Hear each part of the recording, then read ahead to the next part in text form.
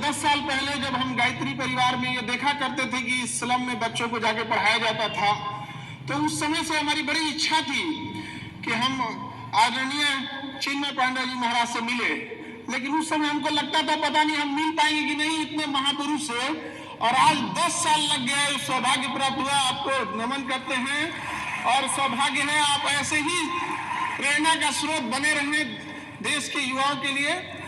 और इस गायत्री परिवार को लेकर चलने वाले हमारे मनीष भैया, आपका सादर प्रणाम। आपको ऐसे ही और ईश्वर शक्ति दे इन युवाओं को मार्गदर्शन करने के लिए।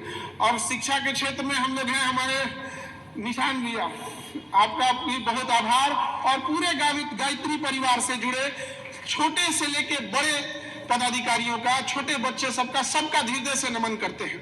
देखिए, किसी भी समय किसी भी समाज को अगर आगे ले जाना है तो अब हम लोग क्या ही समाज को आगे ले जा सकते हैं। हम लोग को जहां जाना था चले गए, शिक्षक बनना था बन गए, हमें जहां जाना था हम लोग चले गए। अब आगे का भविष्य आपके हाथ में है। आप भविष्य को कहां लेके जाइएगा ये आपके ऊपर डिपेंड करता है। क्योंकि कहा जाता है कि तलवारों के साए पर इतिहास हमारा बनता है, जिस ओर जवानी चलती है उस ओर जमाना चलता है। युवा वो शक्ति होती है कि एक बार जोसेफ बेंजामिन ने कहा था कि यदि समाज में क्रांति लानी है तो शासन युवाओं को सौंप दो। जरूरी नहीं कि शासन केवल वहां बैठकर ही किया जा सके। आप अपने पास जहां देख रहे हैं उस समाज को सुधारने का प्रयास करेंगे। छोटे छोटे कण कण से ही एक बड़ी चीजों का निर्माण होता है। तो युवा जो होती है इकाई होती है समाज की। किसी भी जगह के युवाओं को देख के आप वहां का अंदाजा लगा सकते हैं। लेकिन अभी के दौर में युवाओं को डिरेल ज्यादा हो रहे हैं, अपने रास्ते से भटक जा रहे हैं। उन्हें पढ़ने के लिए भेजिए, वो मोबाइल में लग जा रहे हैं, कहीं फोन पे बतियाने लग रहे हैं, लाल पीला हरा करने लग रहे हैं। ये सब करने से कोई फायदा नहीं होने वाला है। मन लगा के पढ़ाई कीजिए। अगर कोई पसंद भी आ गया तो नौकरी लेके सीधे माता पिता से बात कीजिए। लेकिन बीच में पढ़ाई रोकिएगा तो पढ़ाई भी जाएगा, आपका करियर, समय सब बर्बाद हो जाएगा। इसलिए सबसे जरूरी चीज होता है समय। समय के पास इतना समय नहीं है कि दोबारा आपको समय दे। इसलिए समय रहते निर्धारित कर लीजिए आपको क्या करना है, वरना समय एक दिन बता देगा कि आपका क्या करना है। ऐसे रसातल में फेंकेगा जहां से लौट के नहीं आ पाइएगा आप लोग। यहाँ पर समय और सद्बुद्धि बड़ी अजीब चीज होती है, दोनों एक साथ नहीं आती है। जब आपके पास समझ होती है तो समझ जा चुका होता है। अभी आपके पास समय है तो सद्बुद्धि ही नहीं है। यह समन्वय जिसके पास आ गया वह समझिए कि सारी चीजों पर विजय प्राप्त कर लिया। और कहीं ना कहीं गायत्री परिवार का भी यही प्रयास होता है कि समय रहते सद्बुद्धि, समय रहते आचरण, समय रहते राष्ट्र निर्माण के लिए योगदान दिया जा सके।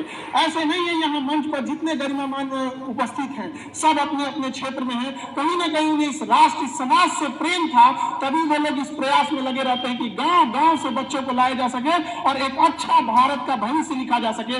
वह भारत की कल्पना ही नहीं कर सकते हैं जहां युवाओं का भविष्य खराब हो। अगर युवाओं का भविष्य सुधरेगा तो ही वही भारत का निर्माण होगा। आप सोचिए कितना दुर्भाग्य है इस देश पर कि हमारे यहाँ जैसे हम एक तो कह देते हैं कि पूरी दुनिया में हमारे यहाँ शादी विवाह का एक पवित्र बंधन है, 7 जन्म का साथ होता है और ऐसी कहीं भी परंपराएं नहीं होती हैं। लेकिन इसी समाज के ऊपर एक दहेज नाम का कलंक है कि नहीं है यहाँ पर, तो वो किसको खत्म करना होगा? आप यंग जनरेशन जिस दिन आएंगे और ये कहेंगे कि हमें वह संस्कार मिला है, वह शिक्षा मिली है, आत्मविश्वास वह है कि हमें चाहे जितना पैसा कमाना पड़े हम नौकरी करके, बिजनेस करके ईमानदारी से कमा सकते हैं।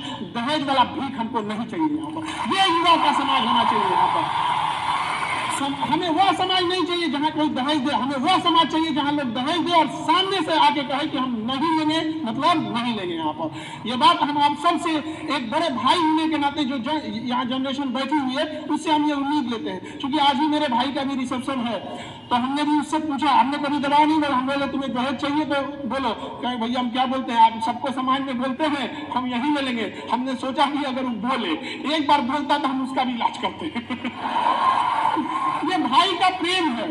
भाई का प्रेम होता है, बड़े भाई को छोटे भाई पे अधिकार होता है। और आप जैसा करते हैं आपके छोटे भाई, आपके दोस्त, आपके सर्किल भी वैसे ही करते हैं। अगर हम सब एक इस चीज को आगे बढ़ाते लेते हैं तो काफी एक समय आएगा जब हम इस पे भी विजय प्राप्त कर लेंगे। ये एक बहुत बड़ी समस्या है। क्यों? क्योंकि दहेज का पैसा, वह पैसा महिलाओं की शिक्षा पे खर्च होना चाहिए। उन्हें अच्छी नैतिकता दी जानी चाहिए, अच्छा आचरण सिखाते, अच्छा हुनर सिखाते। कोई महिला डॉक्टर बनती, इंजीनियर बनती, प्रोफेसर बनती, वो पैसा उसको दहेज में दे दिया जाता है। अब उसको पढ़ने नहीं दीजिएगा तो कहेंगे कि इसके पास दिमाग ही नहीं है। पढ़ने दिया उसको, पढ़ने नहीं देंगे यहाँ पर। तो महिलाओं को भी इस चीज के लिए आगे आना पड़ेगा और वो कहना पड़ेगा कि देखिए आप दहेज नहीं लेंगे, मैं घर को स्वर्ग बना के रखूंगी। 2 बात भी सुन लेंगे, बाकी आगे का तो समझते हैं, अगर लीजिएगा तो